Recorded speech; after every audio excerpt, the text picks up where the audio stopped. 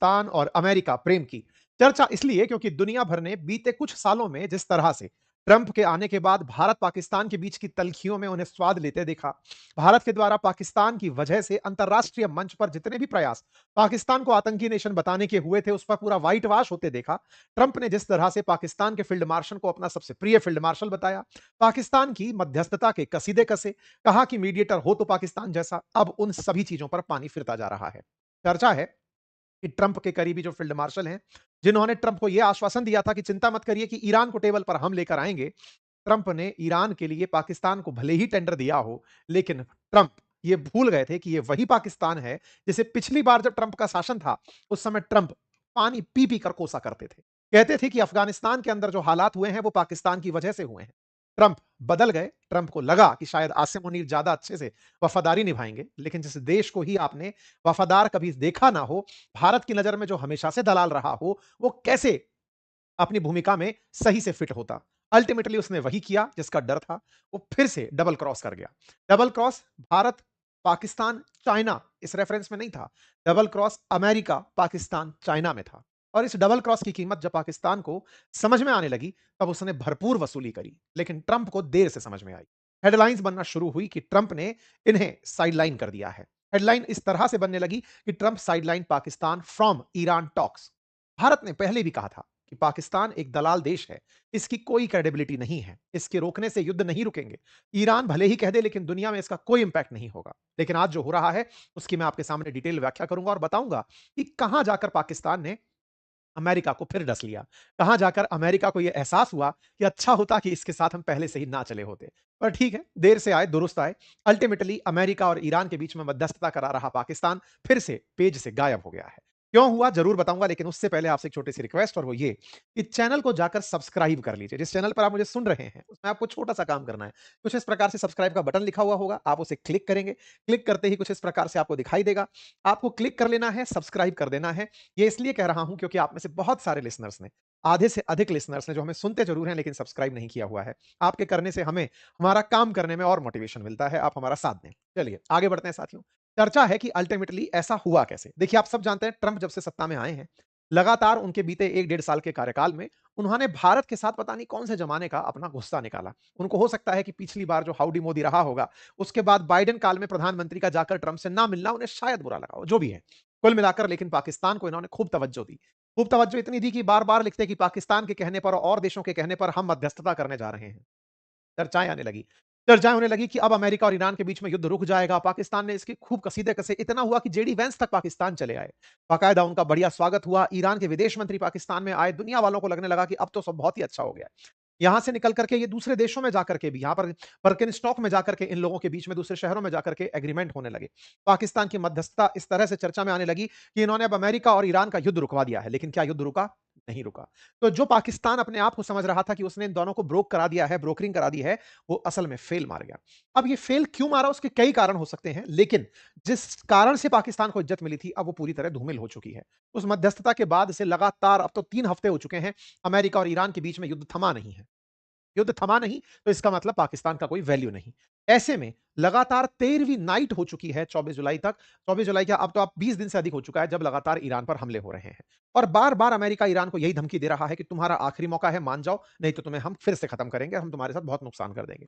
पाकिस्तान, कहां गया पाकिस्तान? क्यों अल्टीमेटली पाकिस्तान की बात किसी ने नहीं मानी? क्यों अमेरिका खुद, ट्रंप ने कल ही कहा है कि अब हमारे लिए सऊदी अरब, ओमान, यूएई ये मध्यस्थता का काम कर रहे हैं। मतलब ईरान से ये लोग हमारी तरफ से बात कर रहे हैं। पाकिस्तान का नाम ही नहीं लिया इन्होंने। अपनी बात में कहीं पर भी इन्होंने जिक्र नहीं किया। इन्होंने सऊदी अरब, यूएई, कतर, इन सब के बोले ये सब लोग अपनी तरफ से काम कर रहे हैं। कोई और काम नहीं कर रहा है। चर्चा में ओमान का नाम भी निकल कर आया कि ओमान भी बातचीत के रास्ते खुलवाने की बात कर रहा है। पाकिस्तान मध्यस्थता से पूरी तरह बाहर हुआ। कारण क्या था वो सुनते हैं। देखिए, जहां एक और पाकिस्तान को जिम्मेदारी दी गई थी कि अमेरिका और ईरान शांति से रहें, तुम ब्रोकरिंग करो। पाकिस्तान क्या किया कि पाकिस्तान ने चाइना से ईरान में वेपन बेचना शुरू कर दिया। जो भारत कहता था पहले से कि ये दलाल है, इसने वही किया। इतने दिन से युद्ध चल रहा था, तो ईरान को अगर अमेरिकी ठिकानों को निशाना बनाना था, तो जो वेपन्स की जरूरत थी, वो वेपन्स की पूर्ति असल में पाकिस्तान करने लगा ईरान को। ट्रंप ने जहां एक और अपनी तरफ से ईरान पर हमले जारी रखे, उसी तरफ दूसरी तरफ से पाकिस्तानियों ने अपनी तरफ से सप्लाई जारी रखी। मतलब आप सोचिए कि जिसको जिम्मेदारी दी गई है कि तुम युद्ध मत करो, वो हथियार सौंप रहा है कि युद्ध करो। यह बात जब सबसे पहली बार बाहर निकली, तो पाकिस्तान को लेकर सवाल उठने शुरू हुए। कि पाकिस्तान ने वही किया जिसका डर था। और इंटरेस्टिंग है कि पाकिस्तान को अमेरिका ने ही, सॉरी, अमेरिका ने ही पाकिस्तान को कहा था कि तुम चाइना जाकर के बात करके आओ, चाइनीज दबाव पड़ेगा ईरान पर तो वो मान जाएंगे। ये गए वहां जाकर के बात कराए कि वेपन कैसे बेचोगे। चाइना का सीक्रेट कार्गो ईरान पहुंचता है, ये न्यूज बनना शुरू होती है आज से 2 दिन पहले। इनका सीक्रेट जहाज पहुंचता है, उसके अंदर मैनपैड मिसाइल्स लेकर पहुंचाई जाती हैं, और ये सारा काम पाकिस्तान की ब्रोकरेज से हो रहा होता है। वो दलाली कर रहा होता है। FN-16 मैनपैड्स जो हैं वो कार्गो के थ्रू पहुंचाए जा रहे होते हैं। चाइना से जब पूछा गया कि आपने ऐसा कुछ किया, चाइना साफ मना कर दिया, नहीं साहब हमने ऐसा कुछ नहीं किया है। हमने ईरान में कुछ सप्लाई नहीं किया है। पाकिस्तान से पूछा गया, पाकिस्तान क्या तुमने ऐसा किया, नहीं सर हमने भी कुछ नहीं किया है। तो भाई फिर ये मिसाइलें चल चल के जो आ रही हैं, आ कहां से रही हैं? इन सब बातों पर पहले भी बहुत बार सवाल उठाए जा चुके थे। अमेरिका के जो यूएस परमानेंट रिप्रेजेंटेटिव थे यूनाइटेड नेशंस में, जालमी खलीजाद, उन्होंने, जो कि एम्बेसडर रहे थे अफगानिस्तान और इराक के लिए भी, उन्होंने भी अमेरिका को चेतावनी दी थी और कहा था कि Munir can not be trusted, कि आप लोग आसिम मुनीर पर विश्वास नहीं कर सकते। लेकिन लोग माने नहीं। जब लोग माने नहीं तो आज आपके सामने है। इन्होंने खुद चेतावनी दी थी, अमेरिकी अधिकारी जिन्होंने अमेरिकी सरकार को कहा था कि आप पाकिस्तान पर गलत ट्रस्ट कर रहे हैं, आप फिर से ट्रस्ट करेंगे और फंसेंगे। तो अब लोग कह रहे हैं कि पहले भी कहा था। इतना ही नहीं, विश्वास की जहां तक बात हो, पाकिस्तान और कतर दोनों को ही कॉम्प्रोमाइज मान रहे हैं। एक यूएस के जनरल ने, जो एक्स जनरल है, उन्होंने कहा कि Pakistan is compromised as a mediator, वो मध्यस्थ बनने के लायक ही नहीं है। ऐसे में डोनाल्ड ट्रंप खुद 2018 में जो ये कहते थे कि US has foolishly given Pakistan more than $33 billion in aid over the 15 years, they have given us nothing but lies and deceit, thinking of our leaders as fool, they give safe haven to terrorists we hunt in Afghanistan with little help, no more। अब आप सोचकर देखिए कि ये अपने leaders को मूर्ख कहते थे, जो ट्रंप, वो खुद आज मूर्ख बन गए, क्योंकि पाकिस्तान ने उन्हें भी फिर वही सब कुछ भ्रमजाल दिखा दिया कि सर अब आप हमारी बातों में आ जाओ। ये वही तो भ्रमजाल था, ये लोग लेकर के पहुंच गए। पहले दिन जब राष्ट्रपति बने, ये तो एक आतंकवादी जाकर सौंप दिए, फिर ले जाकर के रेयर अर्थ मिनरल्स ले जाकर पहुंचा दिए कि सर ये ले लीजिए। दलाल है ना, दलाल खुश करने का तरीका जानता है। ये पहुंच गए। ऐसे में अमेरिकी राष्ट्रपति को लगने लगा कि मेरे लिए पाकिस्तान अलग है, और उन्होंने गल्फ देशों से बात को उचित नहीं समझा। अक्सर ऐसा होता था, कतर मध्यस्थता करता था जब भी कहीं किसी प्रकार की दिक्कत होती थी, या गल्फ देश मध्यस्थता करते थे, ऐसा कुछ भी नहीं हुआ। लेकिन अब जब ट्रंप को यह महसूस हुआ है, तब उन्होंने खाड़ी देशों को फिर से टेबल पर बुलाया है, सऊदी अरब, यूएई, कतर, कि तुम लोग आओ और तुम लोग ईरान के साथ मध्यस्थता करो। ऐसे में पाकिस्तान का नाम ना लेना मध्यस्थ के रूप में, यह पाकिस्तान के लिए बड़ा सेटबैक है। जो उसने इतने दिन से सजाया हुआ रंगमंच था, उसको होता हुआ पूरा पूरा सेटबैक है। पाकिस्तान अपने लेवल पर आज भी प्रयास करता दिखता है कि साहब हमने ईरान के विदेश मंत्री को बुला लिया, ये सब कर लिया, नहीं। जैसे ही पाकिस्तान के ऊपर से मध्यस्थता का पर्दा हटा, पाकिस्तान के अंदर मची हुई तबाही दुनिया के सामने आने लगी। अल जजीरा, जो कि कतर का अखबार है, उसने जाकर के पाकिस्तान के अंदर जो अनरेस्ट हो रखा है, उसे पब्लिक के सामने लाना शुरू कर दिया।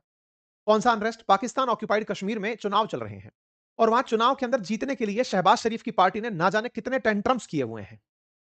साथ में जिनके केंद्र सरकार चला रहे हैं, बिलावल भुट्टो के साथ, पीपीपी के साथ, उन लोगों के साथ में चुनाव साथ लड़ते हुए भी, जम्मू कश्मीर में जब चुनाव लड़ने पहुंचते हैं, पाक अधिकृत कश्मीर में जब चुनाव लड़ने पहुंचते हैं, तो वहां पर उनके खिलाफ ही चुनाव लड़ लेते हैं। एक तो पहले से कब्जा, ये तो वो वाली बात है, एक तो चोरी और ऊपर से सीना चोरी। भारत का जो जम्मू कश्मीर का हिस्सा है जिस पर पाकिस्तान का कब्जा है, वहां पर इलेक्शन पाकिस्तान कराता है, वो भी रिग्ड कराता है। पाकिस्तान के अंदर रह रहे जो भारतीय लोग हैं, या फिर जम्मू कश्मीर के वो लोग जो उसमें रह रहे हैं, उन्होंने विरोध किया तो उन पर गोली चला दी जाती है। लगभग 4 दर्जन से अधिक लोग मारे जाते हैं। ये खबर जैसे ही इंटरनेशनल मीडिया कवर करने लगता है, पाकिस्तान ने आज से 3 दिन पहले ही अल जजीरा के ऊपर बैन लगा दिया कि तुम हमारी ये बातें बाहर क्यों लेकर आ रहे हो। मतलब एक प्रोटेस्ट के बारे में जानकारी बाहर आती है तो उसको रोक दिया जाता है। ये हमने ऊपर डिटेल सेशन कवर किया है। जिन इलेक्शंस की बात हो रही है, वहां उस क्षेत्र के अंदर पीएमएनएल जो है, पंजाब के ये सॉरी, पाकिस्तान की मुस्लिम लीग नवाज शरीफ वाली, वो दोनों ही फेजेस के इलेक्शन जीत चुकी है, और थर्ड फेज का इलेक्शन 10 तारीख को है, वो भी होपफुली जीत जाएंगे। इससे पीपीपी नाराज है। पाकिस्तान के अंदर जो कहते थे ना, रात को आते हैं बुजदिल, रात को आते हैं, बुलावल भुट्टो, वो बाहर आकर के कहते हैं कि टिकटॉक टिकटॉक अब हमारा गठबंधन टूटने वाला है। मतलब ये केंद्र के अंदर जो शहबाज शरीफ की पार्टी है, उसको धमकाते हुए दिख रहे हैं। मतलब अब इनकी आंतरिक लड़ाइयां सरफेस पर आने लगी हैं। अब तक तो ये अंतरराष्ट्रीय कंट्री हो गए थे। बीते 1 साल में ट्रंप की वजह से पाकिस्तान एकदम इंटरनेशनल कंट्री हो गया था। इनका नेशनल मुद्दा बाहर ही नहीं आ रहा था। लेकिन जैसे ही इनके यहां से पर्दा हटा कि तुम नहीं बचे कुछ, अमेरिका का जैसे ही जादू हटा, तो तुरंत इनके अंदर मीडिया घुस गई कि आओ बेटा तुम्हारे यहाँ क्या चल रहा है बताते हैं। इस पाकिस्तान की वर्तमान सरकार में पीपीपी 74 सीट लेके बैठी है, वो इनको धमका रही है कि तुम्हें छोड़ देंगे हम। और जो प्रोटेस्ट यहां पर आए दिन हो रहे हैं, अब वो पब्लिक के सामने आ रहे हैं, जिसके चलते आज से 2 दिन पहले अल जजीरा को बैन कर दिया गया कि नहीं तुम ऐसा नहीं करोगे। क्या नहीं करोगे? हमारे बारे में बाहर जानकारी नहीं दोगे।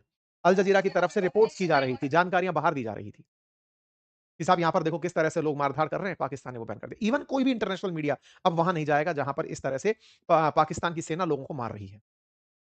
ये चीज बाहर आना अपने आप में बहुत दिन तक जो जादूगरी दिखा रहे थे आसिम मुनीर, उनके राज खुलने जैसा है। ये होना वर्तमान स्थिति में बहुत ज़्यादा ज़रूरी था।